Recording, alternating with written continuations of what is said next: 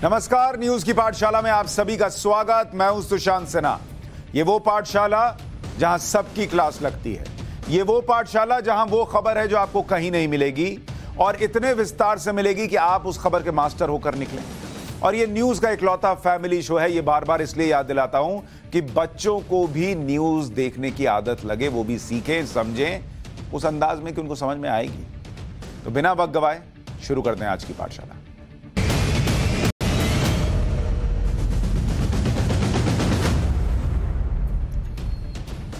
पाठशाला में आज वो मुसलमान जिन पर प्रधानमंत्री नरेंद्र मोदी की नजर है। कौन है वो मुसलमान, क्यों पीएम की नजर जो है उन पर है, आज आपको बताऊंगा। उन मुसलमानों का चैप्टर जो किसी को नहीं दिखते, आज वो चैप्टर भी खोलने जा रहा हूं, क्योंकि इस देश में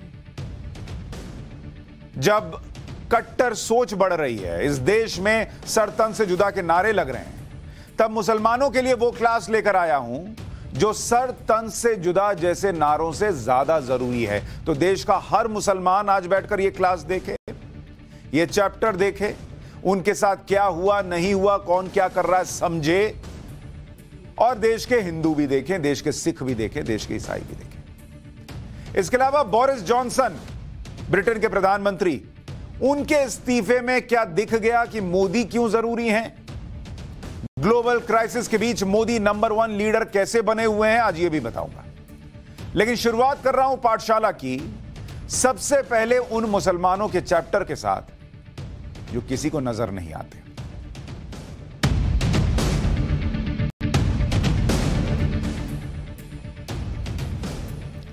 आज देश के मुसलमानों के लिए बहुत जरूरी क्लास लगाने जा रहा हूं। मुसलमान तो बहुत लोग करते हैं, नेता से लेकर पत्रकार करते हैं। ऐसा सुनिएगा, देखिएगा तो लगेगा वो कलेजा काट के रख देंगे आपके सामने। इनसे बड़ा तो इस देश के मुसलमानों का हिमायती कोई होगा ही नहीं। लेकिन आज मुसलमान देश के ये चैप्टर देखेंगे तो उनको समझ में आएगा कि कैसे उन्हीं नेताओं, उन्हीं पत्रकारों, उन्हीं एजेंडाधारियों ने उनका इस्तेमाल किया है, और मैं बताऊंगा कैसे। आज ये वो क्लास है जो सर तन से जुदा के नारों से भी ज्यादा जरूरी है। सर तन से जुदा का नारा आपको जेल पहुंचाएगा, ये क्लास आपको जिंदगी बेहतर बनाने का मौका देगी, देश बेहतर बनाने का मौका देगी। इस क्लास में मैं उन मुसलमानों का चैप्टर खोलूंगा जो किसी को नजर नहीं आते। ये वो मुसलमान हैं जिनके वोट तो सबको चाहिए, लेकिन इनकी बात कोई नहीं करता। इनकी बात अगर किसी ने की है तो वो उस व्यक्ति ने की है जिन्हें मुसलमानों का विरोधी बताया जाता है। कमाल की बात है। और वो नाम है पीएम नरेंद्र मोदी का। उनको कहते हैं ना, मुसलमान डरा हुआ उनके आने के बाद से, मुसलमानों के खिलाफ है। उन मुसलमानों की बात जिनकी सालों से किसी ने बात नहीं की, वो पीएम मोदी ने की है। पाठशाला में आपको याद होगा, हमने आपको बताया था कि बीजेपी नए भौगोलिक इलाकों में अपने विस्तार की कोशिश कर रही है, जिसके लिए उसने अगले 30-40 साल का पॉलिटिकल प्लान बनाया है। इसी सोच के तहत, इसी कवायद के तहत बीजेपी अब नए वोट बैंक भी ढूंढ रही है। और यह नया वोट बैंक किसका है? पसमानदा मुसलमानों का है। अब आप कहेंगे ये पसमानदा मुसलमान कौन है? यह आपको बताऊंगा, लेकिन उससे पहले क्यों यह चैप्टर खोल रहा हूं पसमानदा मुसलमानों का, जरा वो समझिए। 2 और 3 जुलाई को हैदराबाद में बीजेपी की राष्ट्रीय कार्यकारिणी की बैठक हुई थी। इसमें प्रधानमंत्री नरेंद्र मोदी ने अल्पसंख्यकों के वंचित और कमजोर तबके को बीजेपी का साथ लाने की बात कही। पीएम मोदी ने कहा था कि हमें तुष्टीकरण नहीं बल्कि तृप्तिकरण के रास्ते आगे बढ़ना है, और इसके लिए अल्पसंख्यक समुदाय के बीच देश भर में स्नेह यात्रा निकालनी चाहिए। उन्होंने कहा था अल्पसंख्यक में भी उन लोगों से जुड़िए जिनकी कोई बात नहीं करता। और अल्पसंख्यक, खास तौर पर जिस देश में अल्पसंख्यक का मतलब मुसलमान हो, उन मुसलमानों में वो तबका जिसकी कोई नहीं सुध लेता, वो है पसमानदा मुसलमान। बहुत लोगों को पता ही नहीं कि मुसलमानों में भी अलग अलग कैटेगरीज हैं, अलग अलग जातियां हैं, उनको पता ही नहीं। सबको लगता बस हिंदुओं में है। आज जरा डिटेलिंग में समझिए। कहता हूं ना कि आपको खबर के विस्तार में ले जाता हूं। सबसे पहले यह समझिए कि जिस पसमानदा मुसलमान को पीएम मोदी बीजेपी के साथ लाना चाहते हैं, बीजेपी के लोगों से कह रहे हैं कि इनके साथ जुड़िए, इनके लिए काम कीजिए, वो पसमानदा मुसलमान कौन है? पसमानदा मुसलमान को आपको समझना होगा तो इस तरह से समझना होगा। सबसे पहले पसमानदा का मतलब क्या है ये तो समझिए। पसमानदा मुसलमान, ये कौन है भाई? आप तो आज तक सिर्फ मुसलमान सुने, शिया सुन्नी सुने, ये पसमानदा मुसलमान कौन है? ये जो पसमानदा है ये पर्शियन वर्ड है, पर्शिया से आया, और इसका अगर आप संधि विच्छेद करेंगे तो ये बनता है पस प्लस मांदा, ये बनाता है पसमानदा। पस का मतलब होता है, इसका मतलब होता है जो पीछे पीछे, और मांदा का मतलब होता है छूट जाना। यानी पसमानदा मुसलमान, ये पर्शियन वर्ड का मतलब है वो मुसलमान जो पीछे छूट गए, आर्थिक विकास में पिछड़ कर रह गए, सामाजिक विकास में पिछड़ कर रह गए, उन मुसलमानों को पसमानदा मुसलमान कहा गया। अब थोड़ी और क्लैरिटी से समझिए कि पसमानदा मुसलमान में कौन कौन आएगा, इनकी पहचान कैसे होती है। जिस तरह से भारत में हिंदू जातियों में बटे हैं, ठीक उसी तरह से भारत में मुसलमान भी जातियों में बटे हैं। भले आपको सुनने और चर्चा करने में नहीं मिलता हो, क्योंकि पॉलिटिकल एनालिसिस भी होता है, तो चर्चा क्या होती है कि ब्राह्मणों का वोट इसको जा रहा है, भूमियारों का वोट इसको जा रहा है, फलाने का वोट उसको जा रहा है। मुसलमान का वोट जब भी होता है तो कहा जाता है मुसलमान किसको वोट देगा, मुसलमान की जातियों का जिक्र नहीं होता। आज मैं आपको बताता हूं कि मुसलमान भी जातियों में बटे हैं, और मुसलमानों में मुख्य रूप से 3 वर्ग होते हैं। पहला वर्ग होता है, फिर जातियों पर आऊंगा, वर्ग क्या है? पहला वर्ग है अशराफ। ये अशराफ कौन है? ये वो मुस्लिम होते हैं जो अफगानिस्तान और मध्य एशिया से आए, या फिर हिंदू अपर कास्ट से कन्वर्ट होकर मुसलमान बने। इन लोगों को अशराफ कहते हैं। इनमें शेख, सैयद, मिर्जा, मुगल और खान आते हैं। जिन लोगों को आप सुनते हैं ना, जिनके नाम के आगे खान लगा है, शेख लगा है, सैयद लगा है, वो अशराफ है। ये बाहर से आए या जो हिंदू का अपर कास्ट था उससे कन्वर्ट होकर मुसलमान बने, तो बेहतर स्थिति वाले मुसलमान हैं। मुसलमानों में इनकी आबादी 15 से 20% के करीब है। दूसरा वर्ग जो मुसलमानों का है वो अजलाफ। ये वो लोग होते हैं जो हिंदुओं में पिछड़ी जातियों में गिने जाते थे, फिर उन्होंने धर्म बदला, मुसलमान बन गए, इसलिए इन्हें अजलाफ कहा गया। ये हिंदुओं के पिछड़े वर्ग से मुसलमान में कन्वर्ट हुए, लेकिन जो पिछड़े थे तो पिछड़े ही रह गए, तो ये अजलाफ हो गए। तीसरा वर्ग है मुसलमानों के अंदर अर्जाल। ये दलित और अति पिछड़ी हिंदू जातियों से कन्वर्ट होकर मुस्लिम बने, इन्हें अर्जाल कहा गया। मुसलमानों में सबसे पिछड़ा और कमजोर तबका ही अर्जाल कहा जाता है। तो 3 वर्ग हो गए, अशराफ, अजलाफ, अर्जाल। यानी सामाजिक और आर्थिक विकास में पिछड़ने वाले, यही जो अजलाफ और अर्जाल हैं, इनको मिलाकर पसमानदा मुसलमान कहते हैं। एकदम पिछड़ा हुआ वर्ग, और इसमें अर्जाल तो सबसे पिछड़े हुए। ऐसा माना जाता है कि ज्यादातर पसमानदा मुसलमान हिंदुओं से ही धर्मांतरण करके बने, इसलिए वो भी हिंदुओं की तरह जातियों में बटे। जैसे अगर मैं आपको उदाहरण दूं, अगर आप समझने बैठिएगा कि कैसे होता है मुसलमानों में, तो पहले आप देखिए हिंदू में कैसे होता है। ये हो गया हिंदू और ये हो गया पसमानदा मुसलमान। पसमानदा मुसलमान हिंदू में, आप जैसे मैं आपको उदाहरण देकर समझा रहा हूं, जैसे जुलाहा है, ये पसमानदा में क्या हो जाता है, इनको कहते हैं, इनकी जाति को अंसारी कहते हैं। कई लोगों का आपने सुना होगा ना, अंसारी। जैसे अपने यहां आप कसाई कह लें हिंदुओं में, उनको वहां उनके नाम के आगे कुरैशी लग जाता है, ये उनकी जाति हो। यहां हजाम है, वहां क्या कहते हैं इसको? इसको सलमानी कहते हैं। नाई जो अपने यहां होते हैं, हजाम जिसको गांव में कहते हैं, वो वहां सलमानी उनके नाम के आगे लगाते हैं। मेहतर, इनको वहां हलालखोर कहते हैं। ग्वाला, इनको अगर आप ग्वाला देखिएगा, उनको घोसी कहते हैं, घोसी। धोबी को हवाराती कहते हैं। लोहार बढ़ई अपने नाम के साथ सैफी लिख लेते हैं। दर्जी को इदरीसी कहा जाता है। तो जैसे अपने हिंदू में है, वैसे ही पसमानदा मुसलमानों में भी है। या कह लीजिए मुसलमानों में भी है, पसमानदा मतलब वो तो पिछड़े हुए हैं, तो मुसलमानों में भी ऐसी कई जातियां हैं। ये आपने आज तक, मैं गारंटी करता हूं 95% लोगों को पता ही नहीं होगा कि मुसलमानों में इतनी जातियां हैं। मतलब मुसलमानों को तो पता होगा, हिंदुओं में नहीं पता होगा कि इतनी जातियां भी होती हैं। ये तो कुछ उदाहरण दिए पूरा, क्योंकि जो आपको बताया कि इधर से कन्वर्ट होकर उधर गए तो उधर की चीजें इधर भी आई हैं। अब पसमानदा मुसलमानों की आबादी की बात कीजिए कि ये जो पसमानदा मुसलमान जिनका जिक्र हो रहा है, इनकी आबादी कितनी है?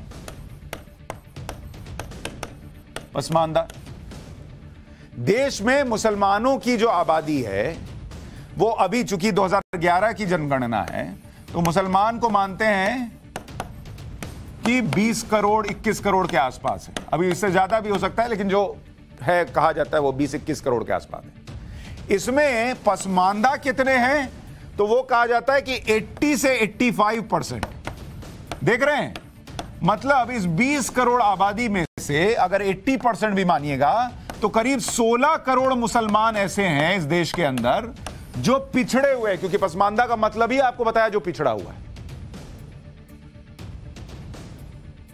जिन्हें अपर कास्ट मुसलमान, जिनको अपर कास्ट मुसलमान को क्या कहते हैं? अपर कास्ट मुस्लिम, इनको कहते हैं अशराफ। ये अशराफ बताते हैं, जो कि खुद 15 से 20% है, 15-20%, उससे ज्यादा नहीं है। ये बता रहे हैं 80 to 85% वाले को कि तुमको क्या करना है, क्योंकि ये अपर कास्ट मुस्लिम अशराफ ये आर्थिक सामाजिक तौर पर मजबूत हो गए और इनको पीछे छोड़ दिया। और जिस देश में अपीजमेंट की इतनी पॉलिटिक्स चली, जिस देश में मुसलमानों को उनका वोट लेने के लिए ऐसा दिखाया कि तुम मेरे सर पर बैठो, कंधे पे बैठो, जहां मन बैठो, लेकिन हमको वोट दे दो, उसी देश में 80 to 85% मुसलमान जो है वो पसमानदा है, पिछड़े हुए हैं। तो क्या वोट दिया इतने साल तक और कैसे इनका इस्तेमाल हुआ, आप सोचिएगा। लेकिन पसमानदा मुसलमानों का आरोप है कि देश की राजनीतिक सत्ता पर नियंत्रण सिर्फ 20% अपर कास्ट मुसलमानों का ही रहता है। देश के 5 ऐसे राज्य जहां पसमानदा मुसलमानों की संख्या ज्यादा है, उसमें एक तो यूपी है जहां 3.5 करोड़ के करीब है, बिहार में 1.5 करोड़, झारखंड में 40 लाख, बंगाल में 2 करोड़ और दिल्ली में करीब 17 लाख। तो इन 5 राज्यों में मुसलमान, पिछड़े मुसलमान, पसमानदा मुसलमान बहुत है। अब जिनको पसमानदा मुसलमान बनाकर छोड़ दिया, उनकी बात कौन कर रहा है? नरेंद्र मोदी कर रहे हैं। कितने कमाल की बात है। जिनके लिए कहा जाता है कि मुसलमानों से नफरत करते हैं, मुसलमान को पसंद नहीं करते, वो कह रहे हैं कि इन पसमानदा मुसलमानों से जुड़िए, काम कीजिए, क्योंकि अगर आप इनको पीछे छोड़कर चलिएगा और सोचिएगा कि देश आगे बढ़ जाएगा तो वो कैसे होगा। पसमानदा मुसलमानों की आबादी भले ही ज्यादा हो, लेकिन राजनीति में हमेशा अपर कास्ट मुसलमानों का वर्चस्व रहा। आप कांग्रेस में मुस्लिम नेताओं की बात कर लीजिए, मौलाना अबुल कलाम अपर कास्ट मुसलमान, जाकिर हुसैन अपर कास्ट मुसलमान, खान अब्दुल गफ्फार खान अपर कास्ट मुसलमान।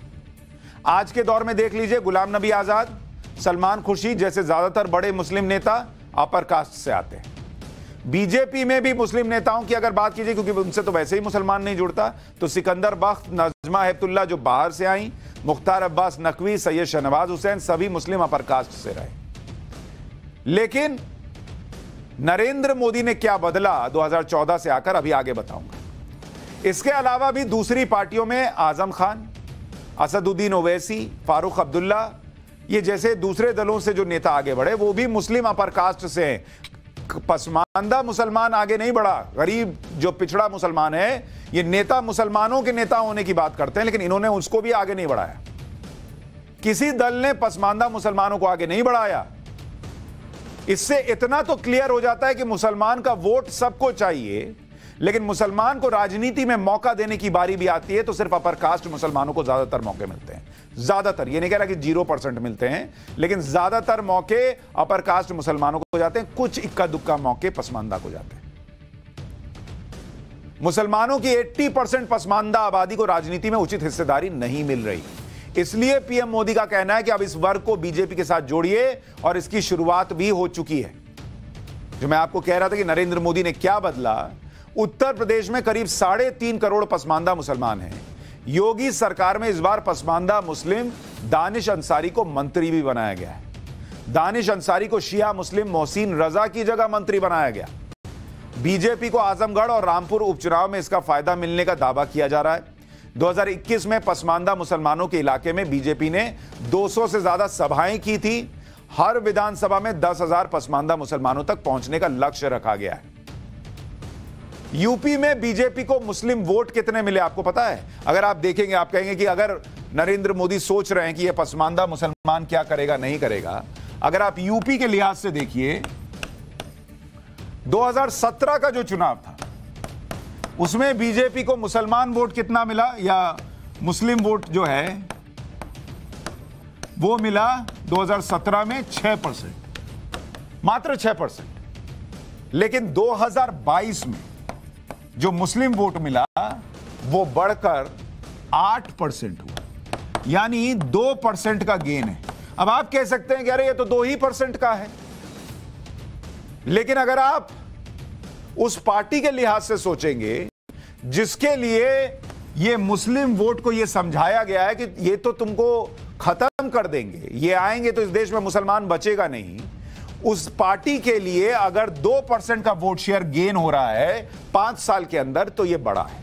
दूसरा, उत्तर प्रदेश में जहां 4 से 5% का वोट स्विंग जो है वो खेल कर देता है, वहां अगर आपको 2% वहां से आ रहा है जहां से कोई उम्मीद ही नहीं थी, तो ये आपके लिए उत्तर प्रदेश में बहुत बड़ी बात हुई।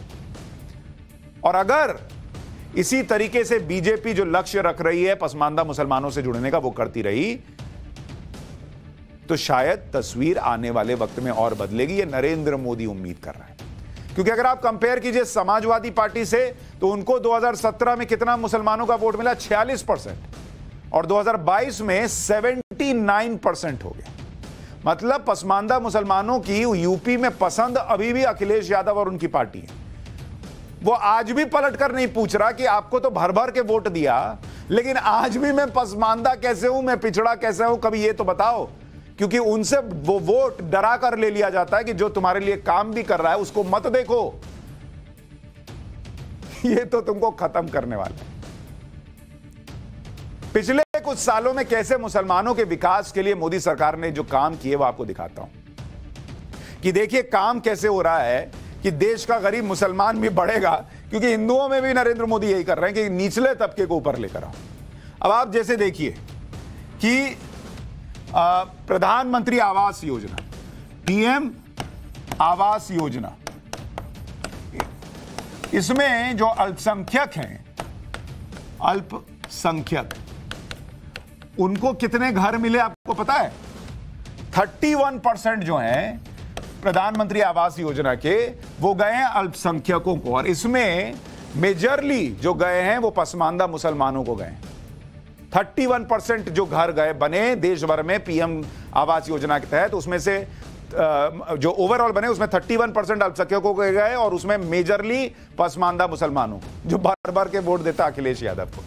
प्रधानमंत्री किसान सम्मान निधि, प्रधानमंत्री किसान सम्मान निधि जो किसान के अकाउंट में पैसा जाता है, उसमें अल्पसंख्यकों को कितना शेयर जाता है? 33%। इसमें भी बड़ा हिस्सा जाता है पसमानदा मुसलमानों को। प्रधानमंत्री उज्ज्वला योजना, सिलेंडर बढ़ता है, 37% लाभार्थी जो हैं वो अल्पसंख्यक हैं, और उस 37% में भी मेजर शेयर पसमानदा मुसलमानों का है। प्रधानमंत्री मुद्रा योजना जो बैंक अकाउंट खोले गए, उसमें 36% लाभार्थी कौन हैं? अल्पसंख्यक हैं, और उसमें बड़ी आबादी किसकी है जिनको फायदा पहुंच रहा है? पसमानदा मुसलमानों। लेकिन उन्हीं पसमानदा मुसलमानों को कभी यह नहीं कहा जाता कि यह काम तुम्हारे साथ पहले हो गया होता तो तुम आज पसमानदा क्यों कहलाते? भाई तुम क्यों पसमानदा कहलाते? इस देश में सबसे बड़ा मिथ्य यह क्रिएट किया गया है कि जो काम हो रहा है वो मत देखो।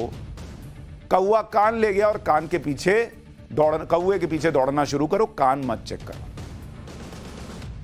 इतना ही नहीं, इसके अलावा सरकार अल्पसंख्यकों के लिए अलग से कई योजनाएं भी चला रही है। जैसे 2013 से 2019 तक अल्पसंख्यक कल्याण के लिए 22,000 करोड़ रुपए दिए गए। 2013 से 2019 तक 3.2 करोड़ रुपए अल्पसंख्यक छात्रों को स्कॉलरशिप के लिए मिले। अल्पसंख्यक युवाओं को UPSC free coaching budget 8 crore रुपए से बढ़ाकर 20 करोड़ रुपए किया गया। 2022 में अल्पसंख्यक विभाग का बजट 5020 करोड़ रुपए था। अल्पसंख्यक लड़कियों के लिए शादी शगुन योजना शुरू हुई। अल्पसंख्यक लड़कियों को शादी से पहले ग्रेजुएशन करने पर 51,000 रुपए की मदद दी जा रही है। अल्पसंख्यकों के लिए सीखो और कमाओ योजना और कौशल विकास के लिए उस्ताद योजना शुरू हुई। लेकिन जिन्हें इस देश में सरतंज से जुदा के नारे लगवाने हैं, जिन्हें मुसलमानों से पत्थर फेंकवाना है, जिन्हें मुसलमानों के हाथ में पेट्रोल बम देना है, जिन्हें मुसलमानों के गला काटने से दिक्कत नहीं, वो उसको डिफेंड करने आते हैं, वो लोग आपको ये नहीं बताते, क्योंकि वो चाहते हैं कि आप जिंदगी भर पसमानदा रहें, पिछड़े रहें, आप जिंदगी भर गरीब रहें, ताकि वो अपर कास्ट मुसलमान जो है वो पॉलिटिक्स करता रहे और आप उनके मोहरे की तरह इस्तेमाल होते रहें। इस बात को समझिए।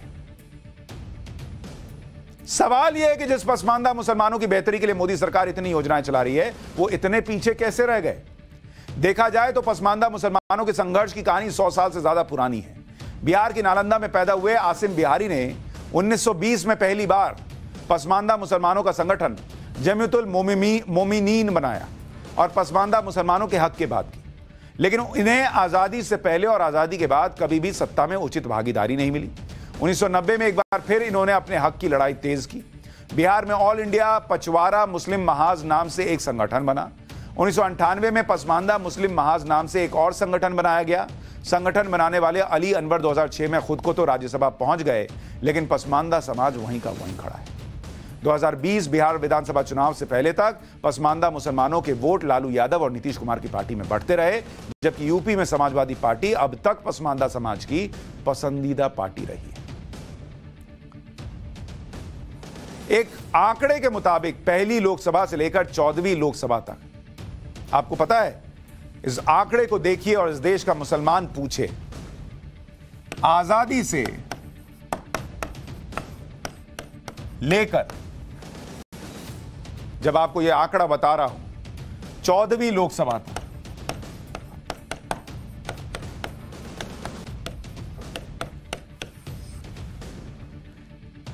इस देश के अंदर 400 मुस्लिम सांसद बने।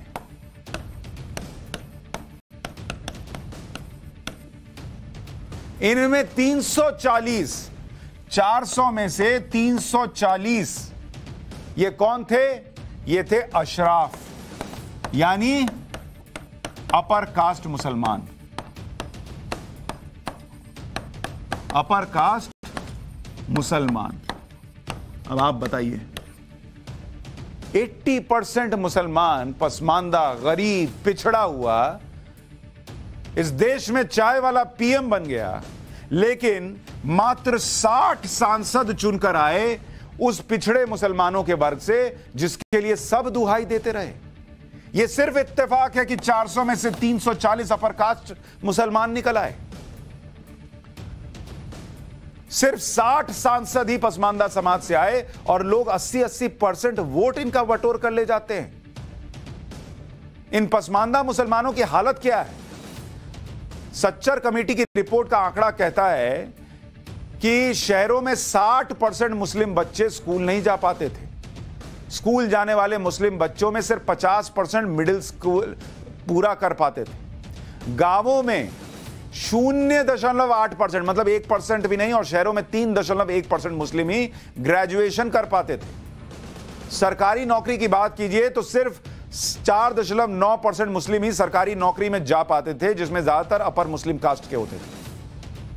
उस समय आईएएस, आईएफएस और आईपीएस में मुसलमानों की भागीदारी सिर्फ 3.2% है। इसमें भी मुस्लिम अपर कास्ट ही ज्यादा होते हैं। और आपको मुस्लिम नेताओं की संपत्ति पता है? ओवैसी साहब इतना मुसलमान करते हैं, संपत्ति देखिए इन लोगों की क्या है। ना तो इन लोगों ने संसद भेजा इस गरीब मुसलमान को, और 2019 का हलफनामा बता रहा हूं, यह खुद इन्होंने चुनाव आयोग के आगे बताया है। ओवैसी की संपत्ति जो है वो कितनी है आपको पता है? वो जो खुद बता रहे हैं चुनाव आयोग को, 29 करोड़ रुपए, 29 करोड़ रुपए की संपत्ति है असदुद्दीन ओवैसी के पास। वो 80% पसमानदा मुसलमान पलट कर पूछे कि सर पहले ये बताइए कि आपके पास 29 करोड़ किस फॉर्मूले से आता है और हम लोग क्यों नहीं बना पाते हैं, हम लोग क्यों नहीं उसको अर्न कर पाते, हम इतने अमीर कैसे बने, बताइए सर। वो 80% जो पसमानदा मुसलमान है कभी हैदराबाद जाए और ओवैसी साहब का वो आलीशान बंगला देखे चक्कर खाकर गिर जाएगा और उनसे पूछे कि सर मैं क्या करूं कि मैं भी ऐसा बंगला बना पाऊं। सलमान खुर्शीद इनकी पास कितनी संपत्ति है भाई? 30 करोड़ रुपए, 30 करोड़, और वहां पसमानदा मुसलमान को खाने को नहीं मिल रहा। नजमा हेपतुल्ला ये आज बीजेपी में है, कई सालों तक जो है ये भी कांग्रेस में रही। इनके पास 38 करोड़ की संपत्ति, 38 करोड़ की। गुलाम नबी आजाद इनके पास 4 करोड़ रुपए की संपत्ति है, 4 करोड़।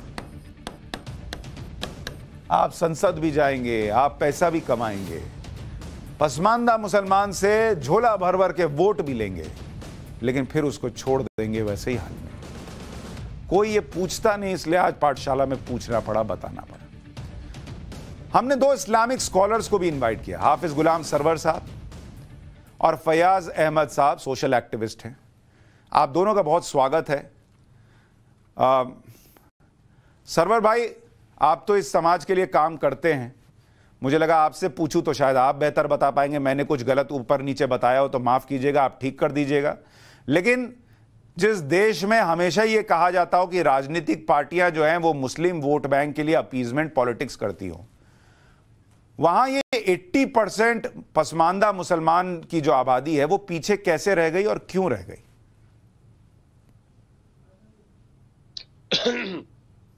बहुत उचित सवाल है। सबसे पहले आपको बधाई सुशांत जी, और मैं आशा करता हूं कि इस तरह के सोशल इश्यूज पर अगर इसी तरह से खुलकर चर्चा इस प्लेटफॉर्म से होता रहा तो समाज को जागने में भी मदद मिलेगी, और जो लोग कुंडली जमाए बैठे हैं वो भी थोड़े सावधान होंगे।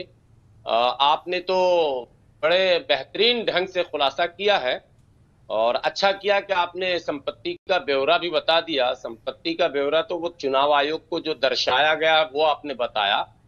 अगर गहराई से जायजा लें तो इन 5 गुने और 10 गुने तक की संभावना व्यक्त की जा रही है। इतनी संपत्ति इन लोगों के पास है जो ट्रस्ट वगैरह इधर उधर करके लोग रखते हैं पैसे को। बहरहाल ये हमारा मुद्दा नहीं, और आपका भी शायद ये मुद्दा नहीं है। ये तो इसलिए बताना जरूरी था आपको भी कि लोग कम से कम समझें कि भाई ये फार्मूला आपके पास है और भारत की 80% आबादी जो है वो खाने को मोहताज क्यों है।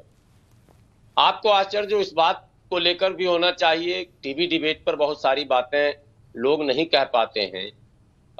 सबसे पहले मदरसे का दौर चला, यहाँ दारुल उलूम देवबंद अपना 100 साल पूरा कर चुका है। नदवा भी पुराना इदारा है और कई और बड़े पुराने इदारे हैं। और उससे पहले यहाँ जो सूफियाए किराम के आने का सिलसिला शुरू हुआ, जिनको इतिहास में कहा जाता कि इस्लाम के फलने और फैलाने में इनकी भी बड़ी भूमिका रही, तो वो सब सादात कहे जाते हैं, जिनको आप अशराफ अभी कह रहे हैं, यानी डिक्शनरी के भाषा में, भारतीय भाषा में वो अशराफ है, सिंपल भाषा में अपर कास्ट मुस्लिम। यस अपर कास्ट मुस्लिम। तो ये सभी लोग यहाँ आए। इको हो रहा है क्या? नहीं बोलिए, आपकी आवाज ठीक आ रही है।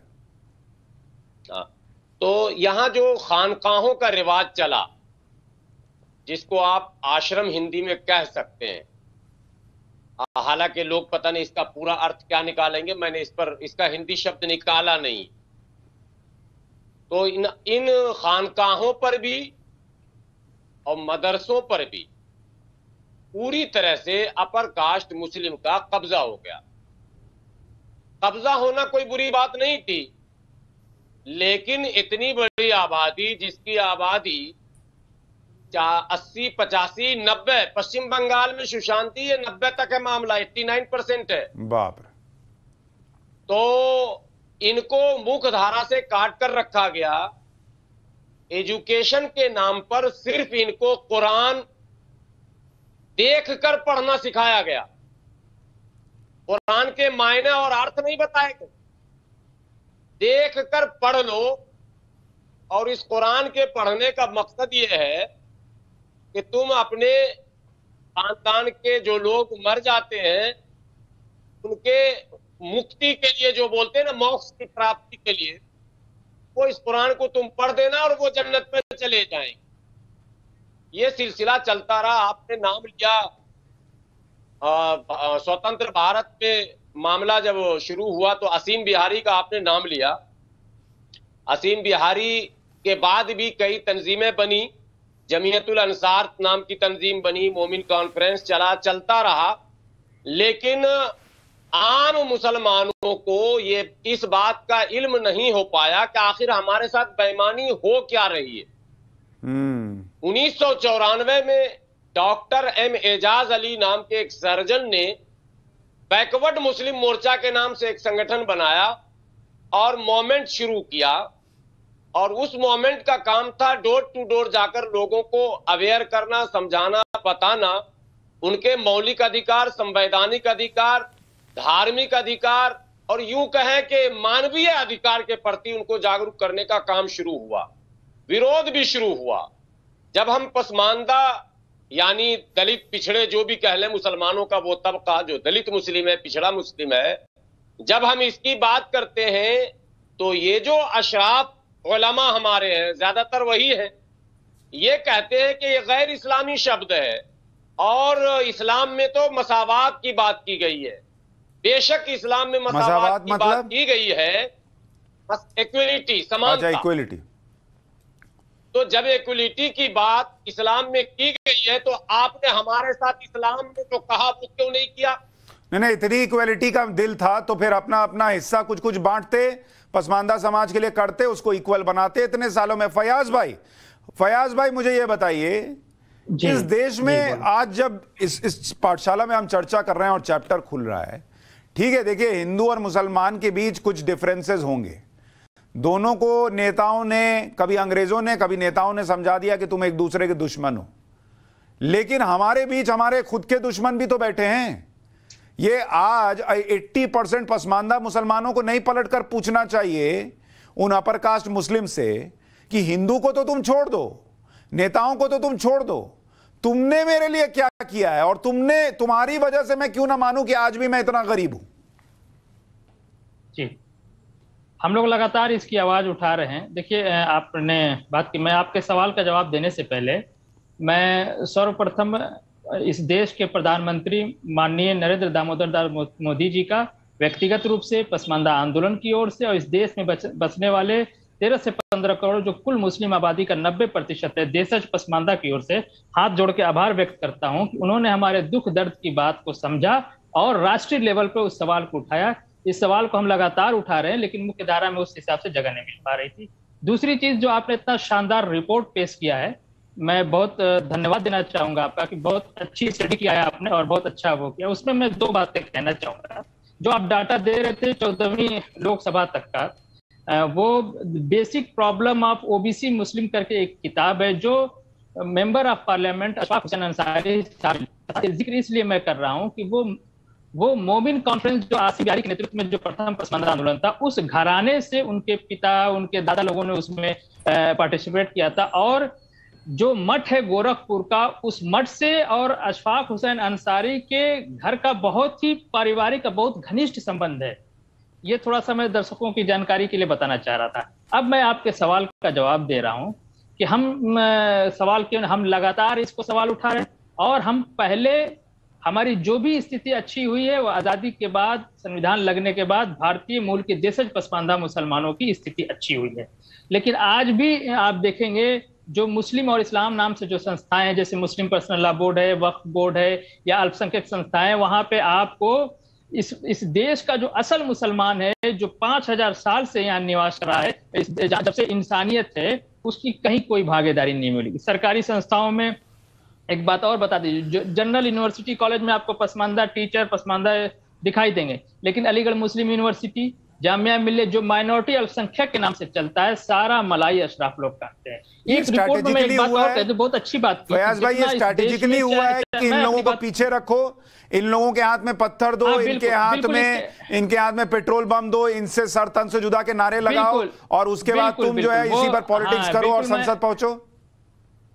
जी जी जी जी, देखिए वो शासक वर्ग है। मैं आता एक बात मैं और ऐड करना चाहता था जब आपकी रिपोर्ट किया कि ज्यादातर मलाई खाने वाले जगह में शासन प्रशासन में अशराफ रहता है, लेकिन एक ऐसी जगह है जहां देश के लिए जान देना है, जहां भारत माता के लिए जान देना है, वहां आपको पसमानदा मिलेगा। और ये सच्चर कमेटी की रिपोर्ट कहती है जो आर्मी है, सिक्योरिटी फोर्सेज है, वहां पे अशराफ पसमानदा का रेशियो 1:4 है, यानी एक अशराफ है तो पसमानदा 4 है। तो जहां देश के लिए जान देना है, जान देनी है वहां पसमानदा जाएगा, और जहां नोट छापना है वहां अशराफ जाएगा। जी हाँ, ये मैं चाहूंगा कि अगली बार से जब रिपोर्ट पेश करें तो ये सच्चर कमेटी ये कह रही, मैं अपने घर से डाटा नहीं ले आ रहा हूं। दूसरी चीज जो आप कह रहे हैं, लगातार अशराफ मुसलमान शासक वर्ग रहा है, उसकी अपनी आस्था है कि इस देश को हमने तलवार से जीता है, ये देश हमारा है, इसीलिए जब उनको लगा कि यहाँ हिसाब नहीं बन पाएगा, सेकुलरिज्म डेमोक्रेसी आएगी तो हम राजा नहीं बन पाएंगे, तो पाकिस्तान ले लिया। यहाँ भी मुस्लिम personal law board, Jamaat Islami, Tablighi Jamaat, इस तरह की छोटी छोटी संस्थाएं बना के इस्लाम मुसलमान के नाम पे यहाँ भी अपना तुष्टीकरण और वो अशराफवाद पूरी तरह से इनका चल रहा है। अभी देखिए तो ये खुलेआम चल रहा है, और पसमानदा को धार्मिक आधार पे कि तुम फयाज भाई आप एक बड़ी इंपॉर्टेंट बात कह गए कि जो पाकिस्तान चले गए वो चले गए, और जो रुक गए वो इस स्ट्रैटेजी में रुक गए कि यहां अब तो हम अपर कास्ट मुसलमान हैं और अब यहां हम राज करेंगे इनके ऊपर। देखिए मजे की एक मैं बात बताऊं, सरदार पटेल ने पसमानदा आंदोलन को कंसीडर किया था। आसिम बिहारी के आंदोलन से 2 लोगों को, अब्दुल कईम अंसारी, नूर मोहम्मद को बिहार कैबिनेट में जगह दिलाया था। मौलाना आजाद और जो कांग्रेस की जो अशराफ लीडर थी उसको विरोध में जाके सरदार पटेल, इसीलिए उनको लौह पुरुष कहा जाता है, पसमानदा आंदोलन उनका ऋणी। दूसरी जो बात आप ये कह रहे थे उसको फिर से रिपीट करें, मैं वो भूल गया क्या आप कह रहे थे। नहीं, आपने जब कहा कि ये लोग रुक गए इधर की, इधर हम अपर कास्ट मुस्लिम रहेंगे और हम हाँ, देखिए एक मजे की मैं उदाहरण देता हूँ। 1946 के इलेक्शन में पटना सीट से सैयद जफर इस्लाम, जो अगर मुझे नाम सही याद आ रहा है, तो वो मुस्लिम लीग के टिकट से चुनाव जीतते हैं। देश का बंटवारा होता है, उसके बाद जो इलेक्शन होता है आजाद भारत में, तो उसी सीट से वो कांग्रेस के टिकट पे लड़ते हैं। ये है मुस्लिम तुष्टीकरण।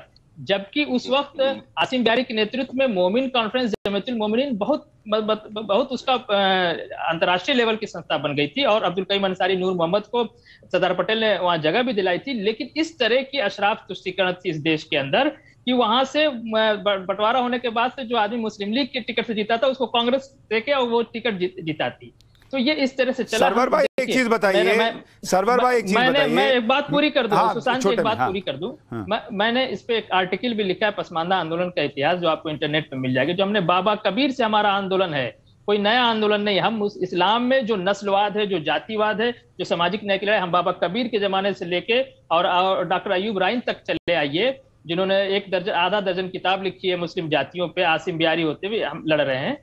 तो ये भी एड्रेस करने की जाते। मैं आपका आभार करूंगा कि इतने बड़े चैनल पे और मुख्यधारा के चैनल पे आप पसमानदा की बात कर रहे हैं। ठीक है सरवर भाई, मुझे एक बात बताइए।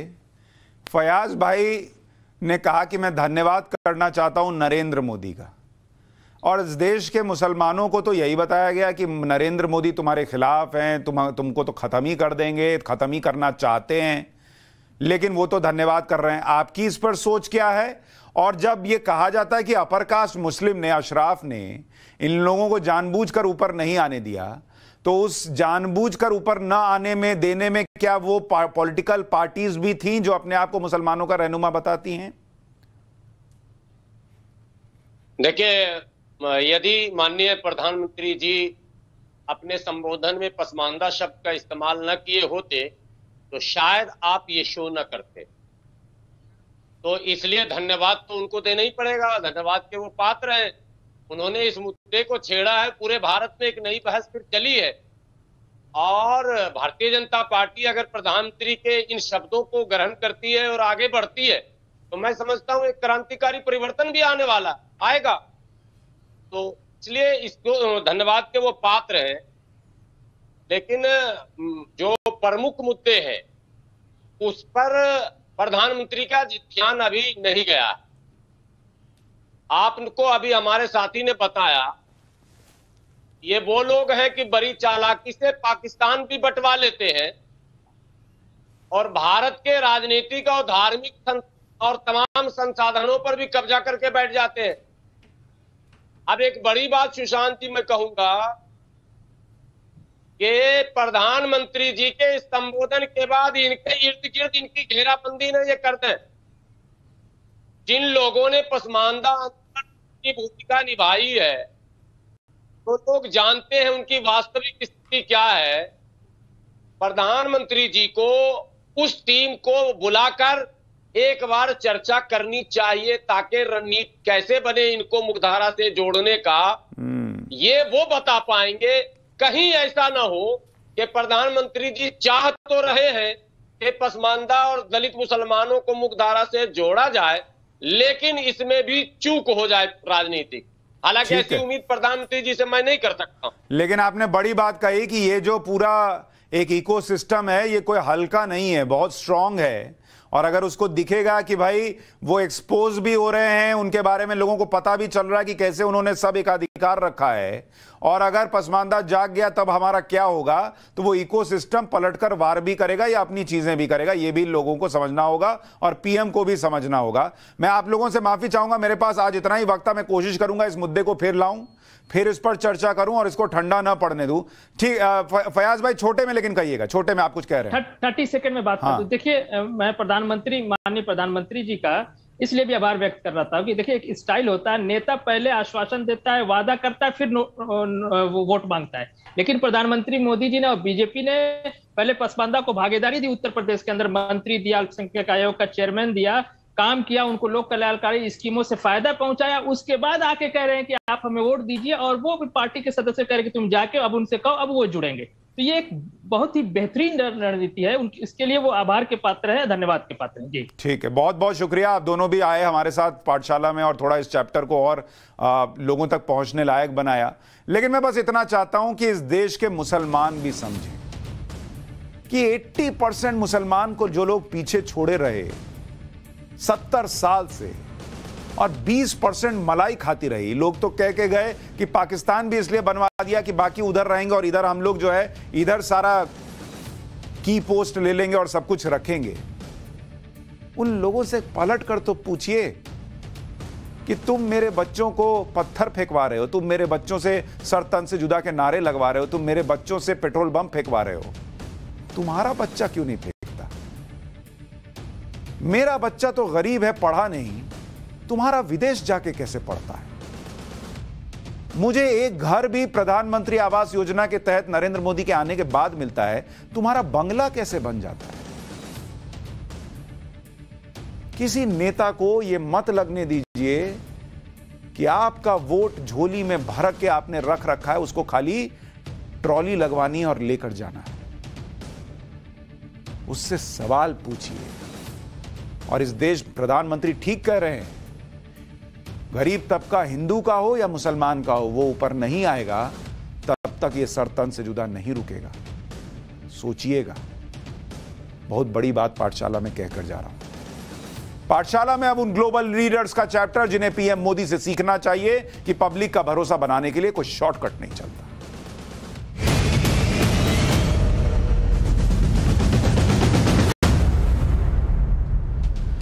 आज ब्रिटेन के प्रधानमंत्री बोरिस जॉनसन ने इस्तीफा दे दिया। बोरिस जॉनसन वही नेता हैं जो कुछ दिन पहले भारत आए थे। आपको याद होगा, जेसीबी पर बैठने वाली उनकी तस्वीर बड़ी चर्चा में भी रही थी। बुलडोजर पर बैठ गए थे। बोरिस जॉनसन पिछले कुछ महीने से राजनीतिक मुसीबतों से घिरे थे। अब उनकी खुद की कुर्सी पर बुलडोजर चल गया है। उनकी कैबिनेट से लगातार मंत्रियों के इस्तीफे हो रहे थे। पहले वित्त मंत्री और स्वास्थ्य मंत्री ने इस्तीफा दिया था, फिर शिक्षा मंत्री ने इस्तीफा दे दिया। 5 जुलाई के बाद से दूसरे मंत्रियों और उनके सहयोगियों के करीब 50 इस्तीफे हो चुके थे। इसके बाद से बोरिस जॉनसन पर इस्तीफा देने का दबाव था। आखिरकार उन्होंने सत्ताधारी कंजर्वेटिव पार्टी के नेता पद से इस्तीफा दे दिया और अगले प्रधानमंत्री के चयन के लिए रास्ता साफ कर दिया। बोरिस जॉनसन अपनी पार्टी के सांसदों और अपनी कैबिनेट के मंत्रियों का सपोर्ट खो चुके थे, इसलिए उन्हें इस्तीफा देना पड़ा। बोरिस जॉनसन इस स्थिति तक कैसे पहुंचे, इसकी 4 वजह हैं। पहली वजह है क्रिस पिंचर स्कैंडल। सांसद क्रिस पिंचर को इसी साल फरवरी में बोरिस जॉनसन ने पार्टी का डिप्टी चीफ व्हिप नियुक्त किया था, लेकिन क्रिस पिंचर पर आरोप लगे कि उन्होंने लंदन के एक प्राइवेट क्लब में 2 पुरुषों के साथ यौन दुर्व्यवहार किया था। पिंचर को पार्टी ने सस्पेंड कर दिया। ब्रिटेन सरकार ने कहा कि बोरिस जॉनसन को पिंचर की नियुक्ति से पहले उनके खिलाफ आरोपों की कोई जानकारी नहीं थी, लेकिन बाद में प्रधानमंत्री के प्रवक्ता ने कहा कि बोरिस जॉनसन को इन आरोपों की जानकारी थी, लेकिन औपचारिक शिकायत नहीं की गई थी और आरोप साबित ना होने की वजह से पीएम ने नियुक्ति को रोका नहीं था। बाद में बोरिस जॉनसन ने खुद मान लिया कि उन्हें पिंचर के खिलाफ आरोपों की जानकारी थी और उन्होंने पिंचर को चीफ व्हिप नियुक्त करने के लिए माफी मांगी। दूसरी वजह रही कि लॉकडाउन के दौरान नियमों को तोड़कर पार्टियां करते रहे। इसको लेकर बोरिस जॉनसन पर इसी साल अप्रैल में नियम तोड़ने के लिए जुर्माना भी लगाया गया था। यह तस्वीर देखिए, जब ब्रिटेन लॉकडाउन में था तब वहां के प्रधानमंत्री पार्टी कर रहे थे, नाच रहे थे। हमारे यहां प्रधानमंत्री लोगों को मोटिवेट कर रहे थे तो लोग मजाक उड़ाते हैं। दूसरी देश का प्रधानमंत्री देश को लॉकडाउन में डालकर खुद पार्टी कर रहा था, उसकी तस्वीर है। और वो पहले ऐसे ब्रिटिश पीएम बने जिन पर पद पर रहते हुए जुर्माना लगा। बोरिस जॉनसन ने जून 2020 में लॉकडाउन के दौरान अपने कैबिनेट रूम में अपनी बर्थडे पार्टी की थी। इसके अलावा वो लॉकडाउन के दौरान ऐसी कई पार्टीज में शामिल हुए। बाद में इसके लिए जॉनसन ने माफी भी मांगी। तीसरी वजह रही कि इंग्लैंड में महंगाई दर 9.1% पर पहुंच गई है, जो 40 साल में सबसे ज्यादा है। रूस यूक्रेन युद्ध ने तेल और गैस के दाम बढ़ा दिए हैं और खाने पीने के सामान की कीमतें भी बढ़ गई। इसी संकट के बीच ब्रिटिश सरकार ने टैक्स भी बढ़ा दिया था। चौथी वजह है कि बोरिस जॉनसन के पास आइडिया और फोकस की कमी थी। आलोचक उन्हें out of control shopping trolley कह रहे थे, जो लगातार पोजीशन बदलते रहे हैं। कई आलोचकों का मानना था कि बोरिस जॉनसन के पास विजन नहीं है। उनके खिलाफ शिकायतें बढ़ती जा रही थी। जून में हुए उपचुनावों में बोरिस जॉनसन की पार्टी की हार हुई थी। इसके अलावा जून में ही बोरिस जॉनसन के खिलाफ आया अविश्वास प्रस्ताव में उनकी कुर्सी बच गई थी, लेकिन पार्टी के कई सांसदों ने जॉनसन को हटाने के लिए वोट किया था। बोरिस जॉनसन के इस्तीफे के बाद अगर दुनिया के दूसरे देशों के नेताओं का हाल पीएम मोदी के मुकाबले में देखें तो आपको समझ में आएगा कि प्रधानमंत्री नरेंद्र मोदी ने कोरोना के संकट काल में कैसे देश को संभाला और उसके बाद भी देश को कैसे संभाल रहे हैं। जैसे 2014 से लेकर ब्रिटेन में 3 पीएम बदल चुके हैं, 3 प्रधानमंत्री। हमारे यहां लोग चाहते तो हैं कि पीएम बदल जाएं, लेकिन पब्लिक बदलने नहीं दे रही है, ये अलग बात है, लेकिन वहां बदलने पड़ गए।